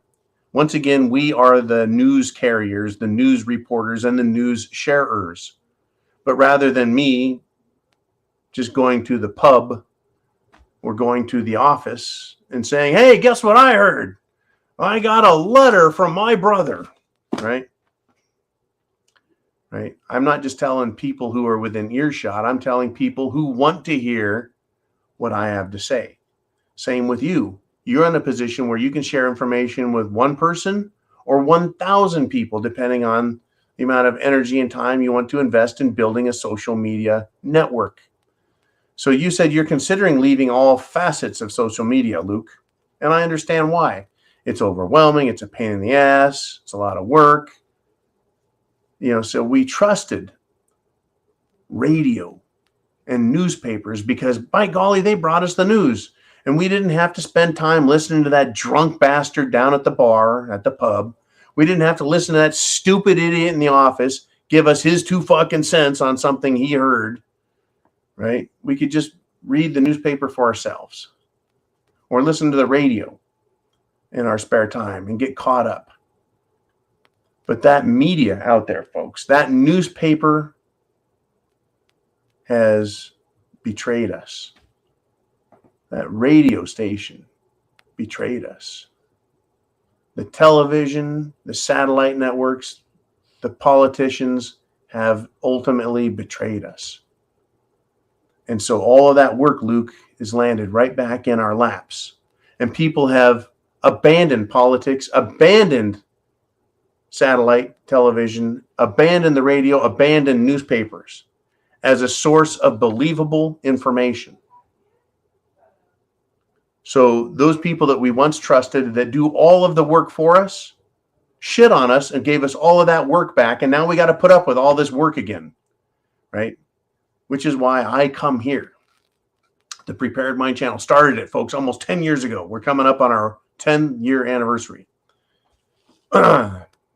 We've been here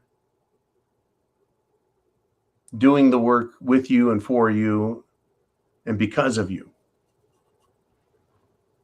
Right? We've become our own media because they have failed us and they have betrayed us.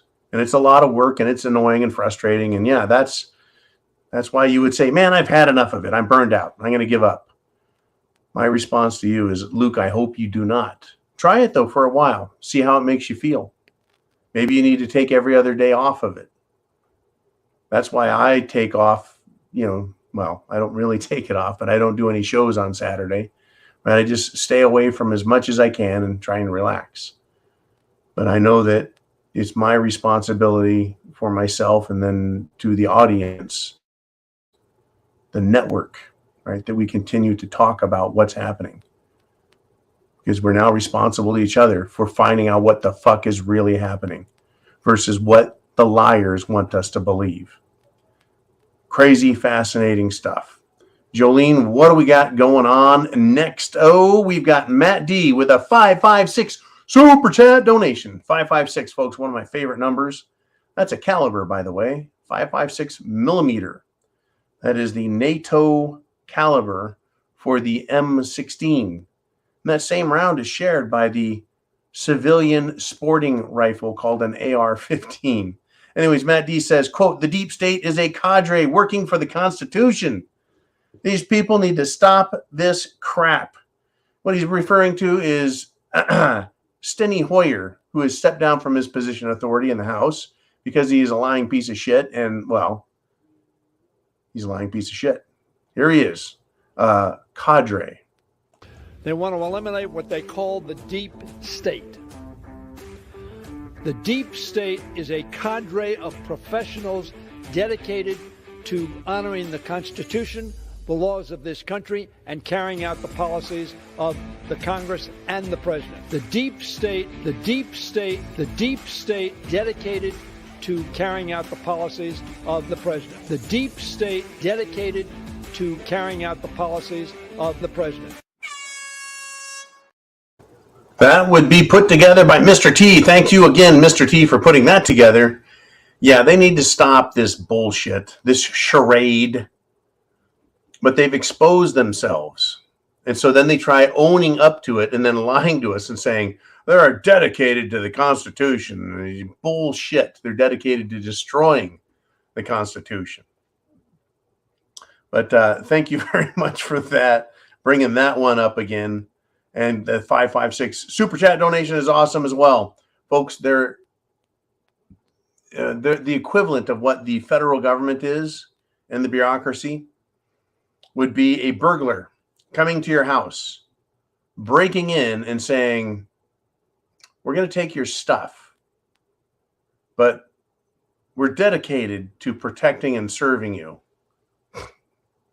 So don't worry about what we're doing as we rob you blind. All right, we're really dedicated to our jobs.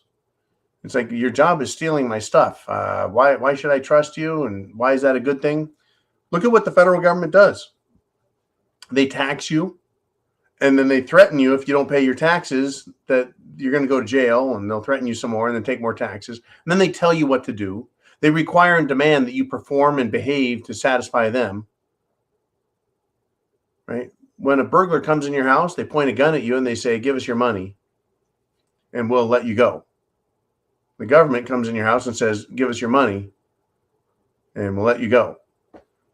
The burglar says, if you sit there and do exactly as we say, everything will be fine. The government comes in and says, you're going to do exactly what we say because we think we're smarter than you. Just do what we say and everything will be fine. Pretty damn close, huh? All right, let's do this. Let's take a look at another question coming from you guys, from the crowd. It is Matt D with a 762 donation. Folks, 762 is another NATO military round. It's a 30 caliber bullet, but in millimeters, it's 762 millimeter. 551 is the NATO round, but also known as a 3.0. Matt D says, John, thanks for all you do. I watched some older videos of you, and you're still the same man. Thank you so much. You know, Matt, it's a very nice compliment. Thank you so much. And it's also an observation that I take a great deal of pride in. I am the same dude. Right now, I was living in my home, and then I was living in my fifth wheel. Then I was living in a fucking yurt in the jungle, and then I came back to the continent, the continental United States of America.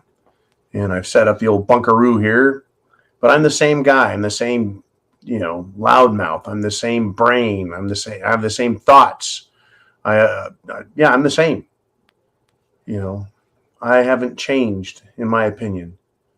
Right? I still love the Constitution. I still love my liberty and freedoms. I still think that it's worth dying to protect.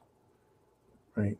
Other people may change or get older and feel that they don't need to do certain things, or maybe they need to do more things depending on their age. It's just, but essentially, aren't we the same people we always were? Or were we living some lie? Now, in a way, folks, I've lived a different life. Right? I was married, had a family, all that. I live a different life, but I'm the same guy, right? With the same message: get prepared, food, water, shelter, clothing, medicine, means of self-defense. The only thing that's really changed, I would say, has been my understanding. I continue to be a student of psychology and the human condition. I continue to wish to study the political developments that are occurring, because those change just enough to keep us off balance, off track, right? They want to fool us and convince us that they're right and we're wrong, that your morality and your rules and your tradition and your culture is wrong, and that you need to accept all this stupid shit they're proposing. Well, I don't think so. I don't think so. I'm not buying their crap. Anyways, unbelievable. I haven't changed, folks. Neither have they, the bad guys. We need a single world order, says Emmanuel Macron. I don't think so, buddy. Right? No single world order for me, please. Okay, Jolene, what do we got next? We got just a little bit of time left. If you got something you want to say, get in your super chat donation, and Garbage Benny checks in with a $10, 10 Australian dollar super chat donation. He says the G20 has decided to send financial aid to developing countries as compensation for historical global warming caused by European nations. How much will this cost the taxpayer? That is an interesting question. That's an interesting question. How much does this really cost us nationally? How much does this cost us individually? They're not going to tell us that. They can't tell us that. They definitely don't want. Now, this idea of sending financial aid to developing countries like Ukraine, is Ukraine a developing country? Well, of course, they're not first world. They're the most corrupt piece of shit country on the planet. Well, let's just send a bunch of money to this developing country and that developing country and that developing country. And I'm sure there won't be any money laundering schemes so that that money that's sent to those countries doesn't end up back in the pockets of the political leadership that sent it there in the first place. Quid pro quo, developing country. We're going to send you $1 billion, and you're going to turn around and send back 200 million of it in this numbered account. Right, I'm buying that, because historical global warming has been so dangerous. You know, because the water has risen exactly 0 inches on Plymouth Rock, but it's gone up 10 or 20 feet on these developing countries. That's right, developing countries, folks, are being inundated with sea level rise, while first world countries like the United States and Europe are not seeing any sea level. It's all a lie. Global warming being caused by, well, America. Global warming caused by China, who is the grossest polluter on the planet. But I don't know what evidence can be brought forth showing that developing countries need compensation, that they've been harmed by global warming. I think developing nations are developing because they have access to the technology that has been created in Europe and in the United States of America. That sounds a little more accurate, don't you think? A little more accurate to say that these European nations and the American country, states, our ideas, our technology have improved the standard of living, the health of developing countries, and allowed them to start developing by us saying, we need raw materials and your country has them. Perhaps if you start mining those materials, we can pay you a lot of money and the standard of living in your country goes up. How about that shit, huh? Now, what is shocking and very sad is that a lot of these corporations that are buying these minerals from these other countries are taking advantage of some countries, but it has nothing to do with global warming and carbon pollution. It has to do with these countries being exploited and children working in mines and in conditions, and workers being worked in conditions that are inhumane and dangerous and unhealthy. just to enrich these fat ass fucks out there who want to make a bunch of money and don't want to take care of the people that are doing the work for them. Check out the cobalt mines in the Congo. Check out the cobalt mines in the Congo. Watch some videos on YouTube of that, and you will be shocked to see them digging with shovels, right? And kids being put to work and paid pennies a day. It's incredible. Absolutely incredible. When I saw that, I was pretty disgusted, knowing that these massive corporations out here that use cobalt, right, and other minerals are exploiting these people this way. But, we're supposed to be really worried because the real problems in the world are the trans rights and the gender bender acceptance, right, and the LGBTQ, the suffering that they've had to do as they go to their raves and their nightclubs, and they just don't feel like, they're being accepted. Bunch of jackasses. While kids around the world are being worked to death, and adults around the world worked to death, starved to death, right? These spoiled jackasses that want to go to their orgies, right, just don't feel like they're getting enough respect.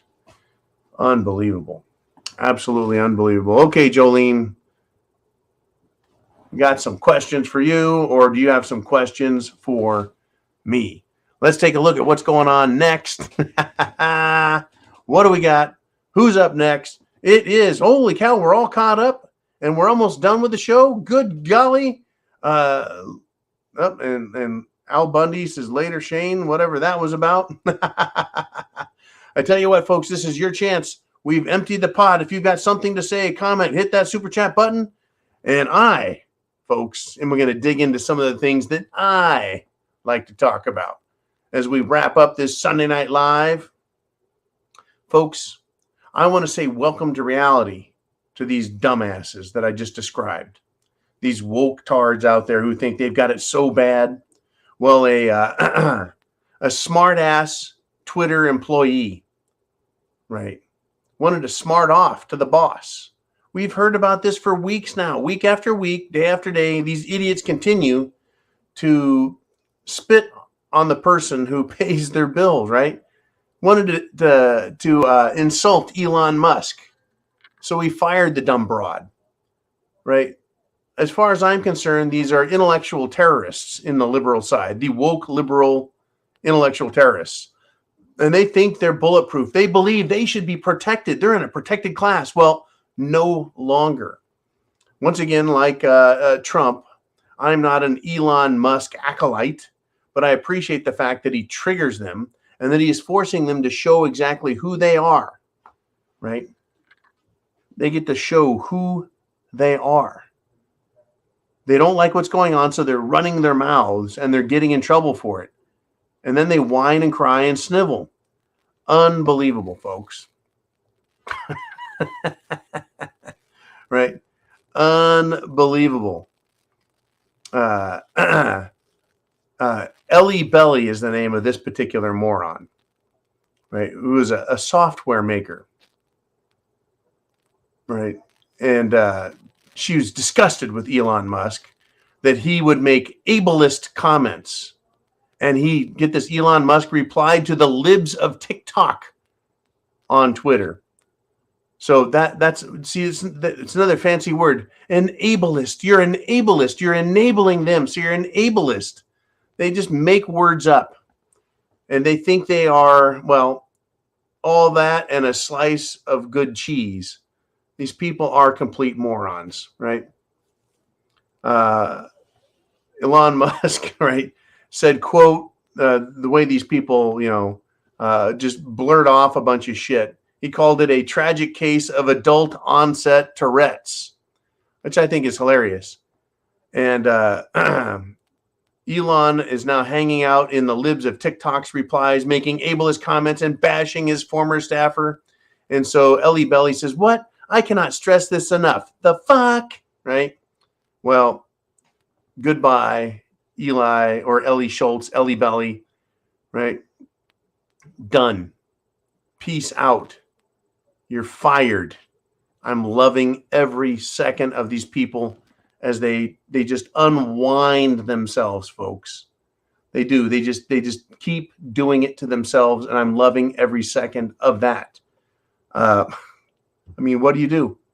When someone is doing what they do, you just get out of their way. Right? You don't want to stop them. Like this woman here. What a great honor to be able to introduce for the first time ever anywhere the 45th President of the United States of America. These are some sad suckers. Sad suckers. All right, Jolene let me know that there's more super chat donation, question, comment, statements. Once we found out there was an opening, Timothy Mahoney stepped in with a $19.99 super chat donation. And he says, watching Justin Trudeau getting slapped by Xi Jinping shows how compromised he is. I still can't understand how Klaus Schwab is able to make his speeches without being checked. What kind of information does he have on folks? Well, I'll tell you what. Let's start with Justin Trudeau. Yeah, he kind of got put in his place. He got sat down. He got the third degree from Xi Jinping, right? He is compromised. They are owned. He is a little bitch, right? It's not about how big is Canada and how big is China. It's about how compromised and owned is Justin Trudeau, who is the titular leader of Canada. He is sold out and he is a bitch. Now, whether or not he's China's bitch doesn't matter. He's somebody's bitch because he certainly doesn't act like he cares about the people of Canada. Now, Klaus Schwab, folks, in my opinion, he is an owned bitch himself. He just happens to have an organization that is supported by some very, very, very wealthy people. And Klaus Schwab is delivering what they want. He is the messenger, folks. He is not the leader in that, shall we say, policy-making department. He is the messenger. As much as I am just the messenger about the need to be prepared. Right? I'm not demanding it. I'm not commanding it. I'm not the one making it up. I just know that that's the message that needs to get out there. Klaus Schwab gets away without being checked because he is protected. He is a member of the protected class. The super uber elitist oligarch, billionaire, trillionaire class, literally. It's not that Klaus Schwab has information on folks, in my opinion, Timothy. The people who own Klaus Schwab have information on the folks who would criticize Klaus Schwab. Now, I am nobody, literally a nobody. I'm tiny, I'm small, I'm nobody. So I can criticize Klaus Schwab. 10, 20, 50,000 people maybe will hear what I have to say about Klaus. Big deal. We bypassed, according to some source the other day, we bypassed 8 billion people on the planet. And I talked to 50,000, 80,000, 100,000 of us. Right? We have 80,000 subscribers, but, you know, maybe a couple of them, while they still may be voting, maybe they have passed on. Unbelievable, folks. Yeah, they have information on folks. They control people. They control the people of the world, folks. Not by controlling all of us, but by controlling the information. They really like that, folks. You see, if they could control me, imagine what message they could get out. Right? They control enough people, and they control the behavior of billions and billions of people through threat of force, use of force, or social pressure. That's why this social credit system is so powerful, because it is a computerized system that is supposed to take into account your carbon footprint, the words you use, right? Your ESG, social credit score. And so that information would be in a database. So when you ask, what kind of information does Klaus Schwab have? Really, basically none. What kind of information do the world oligarchs have? They want to have all the information so they can control all of us, folks, on an individual level. by punishing us on an individual level and letting us know we're being watched on an individual level. And that is why, folks, I keep saying it's about freedom. It's about liberty. They know that if we are free here in America, that we can say what we want and do what we want, that they cannot control us. So they want to hurt us, punish us, take away from us, right? That's what they want. Now, folks, to give you an example of what they get away with, right? The founder of FTX, the cryptocurrency exchange that has managed to lose somewhere between $10 and $50 billion or more, he gave himself a $1 billion loan before he declared bankruptcy.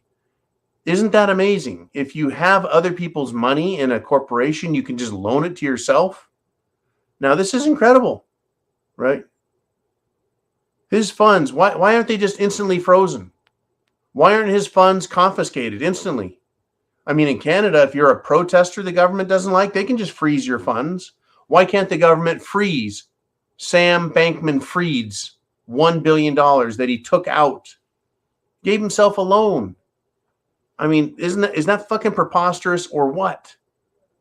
I mean, if people trusted you with money and they gave you $10 million to go buy some real estate, and you were like, yeah, I'm going to be your real estate investment leader, and I need $10 million, and you get $10 million. Then you say, I'm going to give myself a loan of $1 million of that. What do you think your investors would say to that? They'd be like, hey, that money's supposed to go into investing in real estate, not giving yourself a fucking loan. Unbelievable, folks, the corruption. Why is this being allowed? Who the hell is Sam Bankman-Fried? How can this kid get $50 billion? He's hanging out with President Bill Clinton. Red flag, red flag, red flag. Donating money back to the DNC, the Democrat National Committee, the Democrat Party in America. Red flag, red flag, red flag. Sending money over to Ukraine. And it goes through a couple of hand-changing things and then gets reinvested back into cryptos and sent back and donated to Democrats and rhino Republicans as well. Yeah, folks, that's where we're at. That's how this works. Unfreaking believable. And what else is unbelievable, folks? I want to wrap up the show with this, unless someone has another super chat donation. And you guys might throw a couple more out there. I don't know. I'll stay on as long as you want to talk. But this is incredible. In California, an elementary school has a new after-school club, folks. It is the After School Satan Club. And parents are fucking outraged over it. This is the same club that has popped up all over the country, folks. Now, in this club, Satan has been caricaturized. You know, he's been drawn to look like a little screwy, crazy cartoon character. But what they're literally selling is Club Satan for children. Folks, Satan is the adversary. Satanism thrives on lies, sexual perversion, theft, murder, abortion, hate. That's what Satanism is. And schools want that. They want an after-school club for lies, sexual perversion, theft, murder, abortion, and hate. Democrats want that. Yes, folks, schools and Democrats want Satanism taught to kids. But hey, don't you dare use cartoon characters to sell tobacco or alcohol.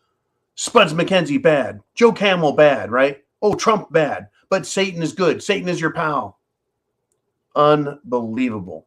All right, let's do it, Jolene. Pop them up on there. We got it. Coming in just under the wire. Bob Hunter with a 10-pound super chat donation coming out of Scotland. He says, John, have a beer on me. Out of 197 countries on the planet run by the World Economic Forum, banking cartel, Davos douchebags, what shall we do, John, to defeat this evil cabal? Get prepared. Prep to action. That's my answer, Bob. It's universal. It's the same. Prep and then the to action. Call, write, influence your politicians. Tell them you see them And you also have to talk to friends and family and your countrymen and say, we need to see what's going on and wake up. We need to reject them. And we all need to tell our politicians no to the World Economic Forum and yes to our nation's sovereignty and independence. We have rights, not privileges. We are men, not slaves. And it's going to get ugly because they are an evil cabal, Bob. As evil as the satanic after-school club. The satanic club for kids, right? Literally, that's what they have. That's what these people want. They want to feed you bugs. They want to feed you human flesh while they eat the finest meat. They want to destroy our families. They want to turn our children into sex toys. That's what these people want, folks. Right? Evil. They are evil. Right? Whether they're a cabal or a cartel or a cadre, they're evil. Unbelievable. Folks, I want to thank you for participating in a great Sunday Night Live with me. I want to thank you for supporting the show. Help others wake up, realize what's happening, get prepared, and then prep to action. That is, folks, the way out of this. It is not an easy way, folks. You're lost. You're in the middle of the jungle. You're in the middle of a swamp. You're in the middle of the desert. You're in the middle of the mountains. Well, you say, I've got an idea. I'm going to go that direction because I know that direction is the right direction to get to where I need to be safe. Even though you know where you're at, you know the direction you've got to go, you have to put the work into it.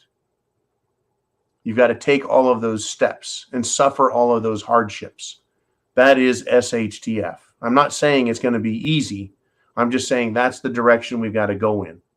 And there's going to be a lot of struggle. There's going to be wolves and bears and Bigfoots the whole way screwing with us. Shit has hit the fan. And I want to thank you, folks, for helping others wake up and get ready because it's coming. Chance favors the prepared mind. Aren't you glad you are a prepper? Semper Fi, Godspeed.